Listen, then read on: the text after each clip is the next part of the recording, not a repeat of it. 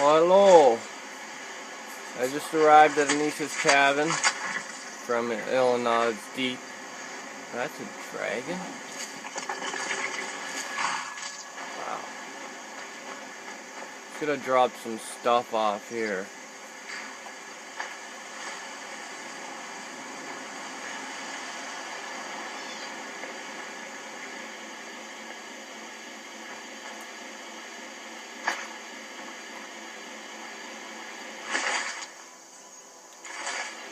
We'll put it in the dresser.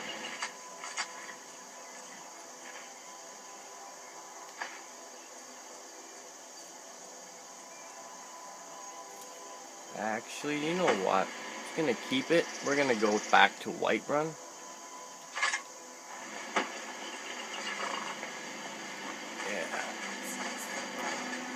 Yeah, I decided to take this broken... Where is this broken Azura star back to Azura Shrine to that girl, lady, woman, and see what she can do with it.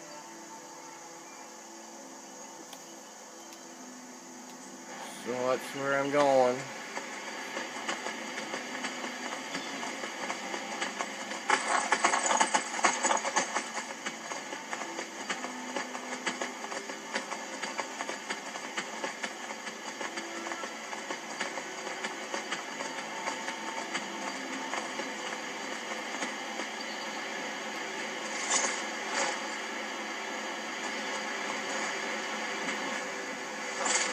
No.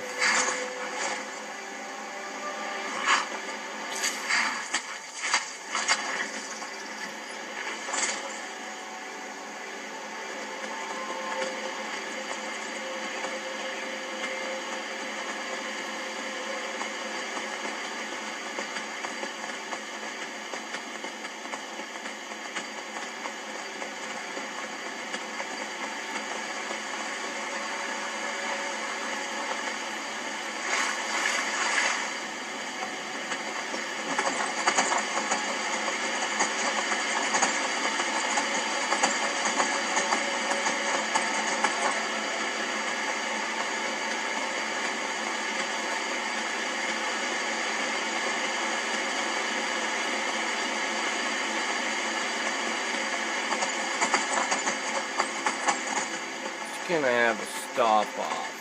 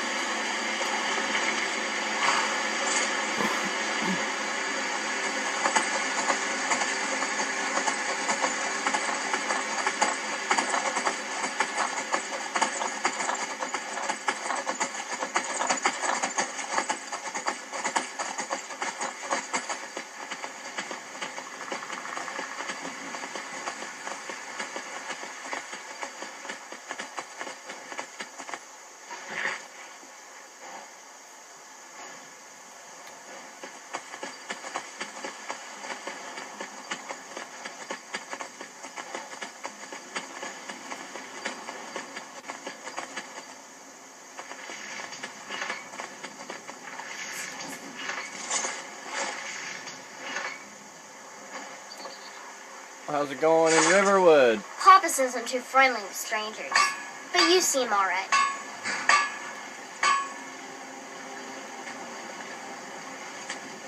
I need to smell it. You know that was smelting here?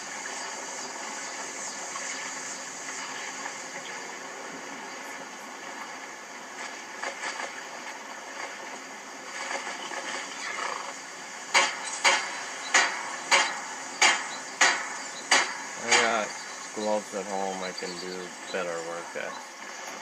Until I get back home to White Run.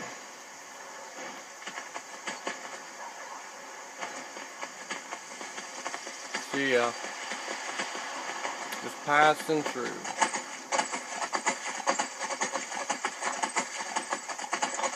Better make it home before dark.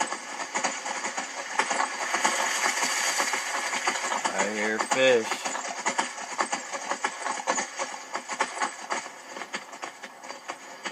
Moose. Deer.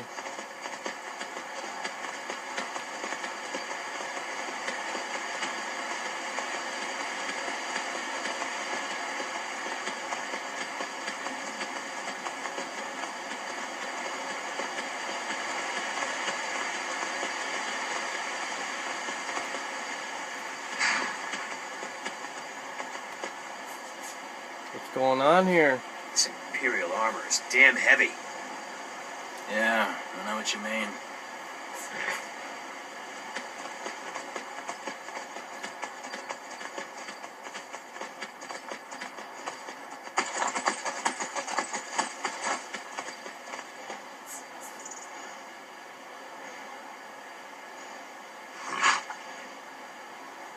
This Imperial armor is damn heavy.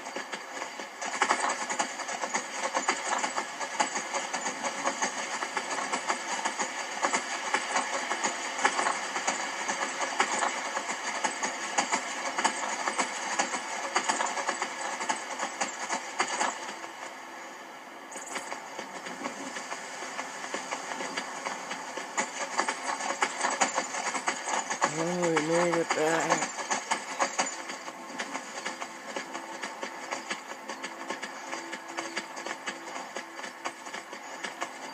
I'm just gonna leave my horse at the stables.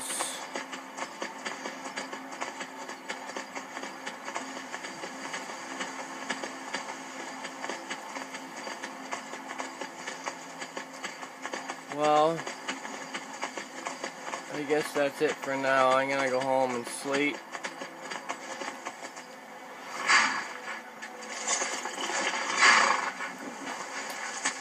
And get ready for the morning's adventure to Azura's Shrine, sorry. So, I guess that's it for now. See you in the morning. Later. Well, hello. How you doing? There's Lydia. What do you need, my thing? Oh, nothing, dear.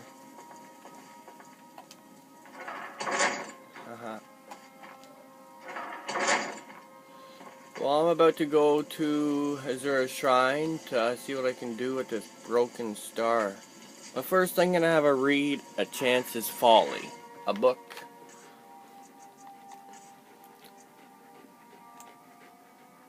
Pretty cool.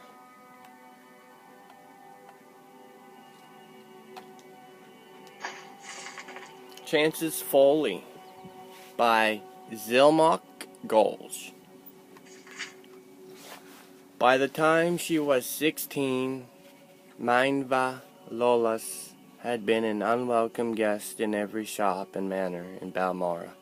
Sometimes she would take everything of value within.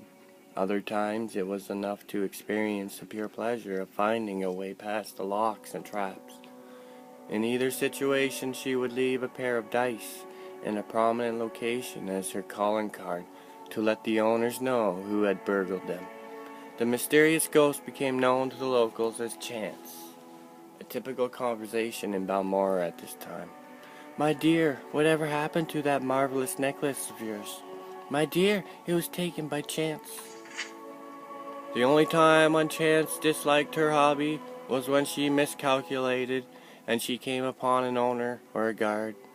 So far she had never been caught or even seen, but dozens of times she had uncomfortably close encounters. There came a day when she felt it was time to expand her reach. She considered going to Vivek or Genesis, but one night at the 8 Plates she heard a tale of the Haran ancestral tomb, an ancient tomb filled with traps and possessing hundreds of years of the Haran family treasures. The idea of breaking the spell of the Haran tomb and gaining the fortune within appealed to Chance. But facing the Guardians was outside of her experience. While she was considering her options, she saw Ulster Moresby sitting at a table nearby, by himself as usual. He was a huge brute of a Breton, who had a reputation as a gentle eccentric. A great warrior who had gone mad and paid more attention to the voices in his head than to the world around him. If she must have a partner in this enterprise, Chance decided this man would be perfect. He would not demand or understand the concept of getting an equal share of the booty. If worse came to worse, he would not be missed. If the inhabitants of the Haran tomb were too much for him, or if Chance found his company tiresome and elected to leave him behind. Ulster, I don't think we've ever met, but my name is Minva, she said, approaching the table. I'm fancying a trip to the Haran ancestral tomb. If you think you could handle the monsters, I could take care of unlocking doors and popping traps. What do you think? The Breton took a moment to reply, as if considering the counsel of the voices in his head. Finally he nodded his head in the affirmative, mumbling, yes, yes, yes. Proper rock, hot steel, chitin, walls beyond doors, 53, 2 months and back. Splendid, said Chance, not the least put off by his rambling. We'll leave early tomorrow. When Chance met Ulster the next morning, he was wearing chitin armor and had armed himself with an unusual blade that glowed faintly of enchantment.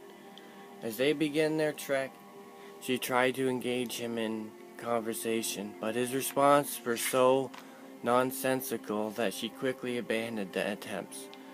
A sudden rainstorm swelled over the plain, dousing them. But as she was wearing no armor and Ulster was wearing slick chitin, their progress was not impeded. Into the dark recesses of the Haran tomb they delved. Her instincts had been correct. They made very good partners. She recognized the ancient snap-wire traps, deadfalls, and brittle backs before they were triggered, and cracked all manners of lock.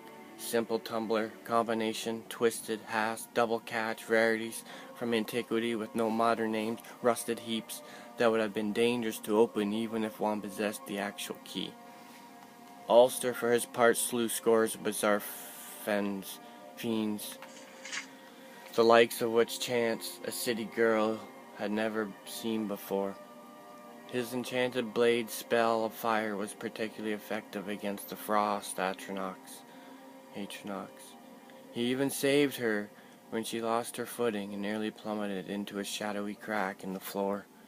Not to hurt thyself, he said, his face showing genuine concern. There are walls beyond doors in 53. Drain ring, 2 months and back, proper rock, come, mother Chance. Chance had not been listening to much of Ulster's babbling, but when he said Chance, she was startled.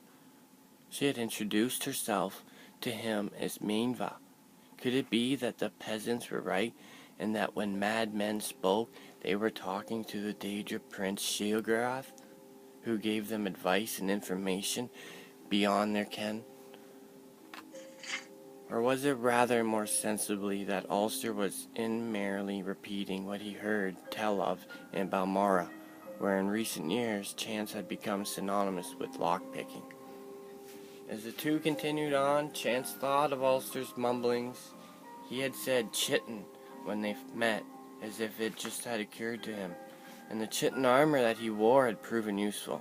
Likewise, hot steel. What could walls beyond doors mean, or 2 months and back? What number 53? The notion that Ulster possessed secret knowledge about her and the tomb they were in began to unnerve Chance. She made up her mind then to abandon her companion once the treasure had been found. He had cut through the living and undead guardians of the dungeon. If she merely left by the path they had entered, she would be safe without a defender. One phrase he said made perfect sense to her. Drain ring.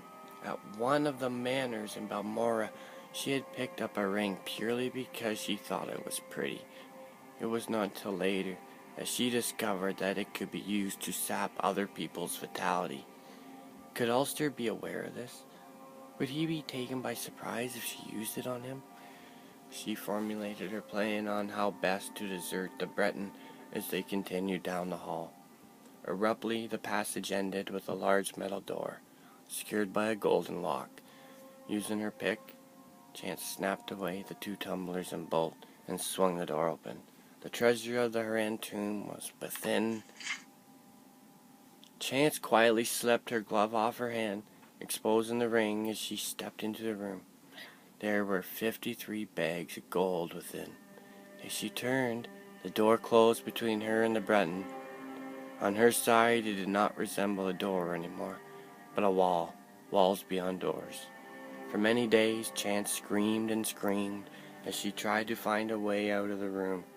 For some days after that, she listened dully to the laughter of Sheograth within her own head.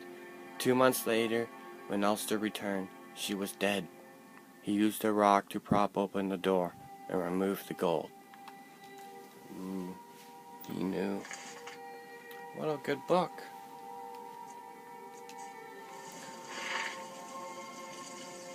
Alright.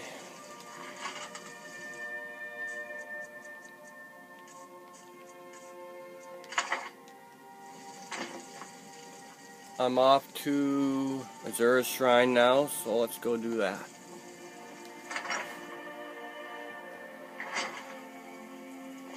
Oh, 5 in the morning, not bad.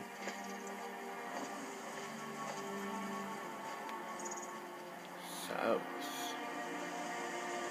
North. I thought I wanted to go that way. That's north down here. I'm gonna go over here. Alright, we'll see you there.